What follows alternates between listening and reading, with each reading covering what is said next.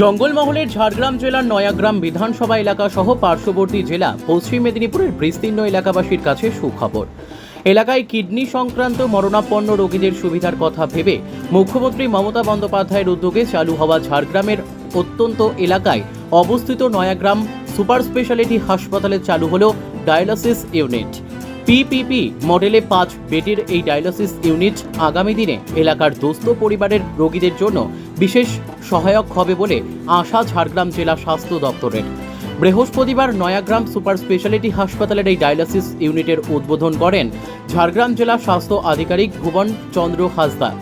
এছাড়াও উপস্থিত ছিলেন হাসপাতাল super doctor Debashis Mahato, Nayagram block স্বাস্থ্য আধিকারিক ডক্টর শান্তনু টুডু প্রমুখ।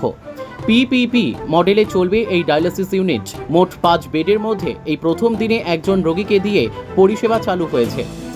নয়াগ্রাম সুপার স্পেশালিটি হাসপাতাল মূলত ঝাড়গ্রাম জেলা তথা জঙ্গলমহলের প্রত্যন্ত অঞ্চলে অবস্থিত।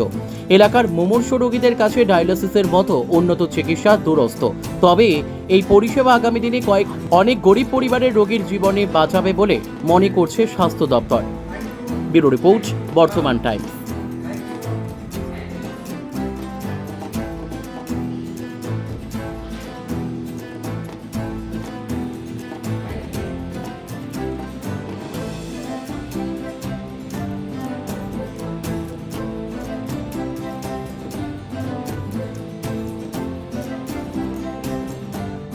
সুপার স্পেশালিটি হাসপাতালে 5 বেডের ডায়ালিসিস ইউনিট শুরু হলো।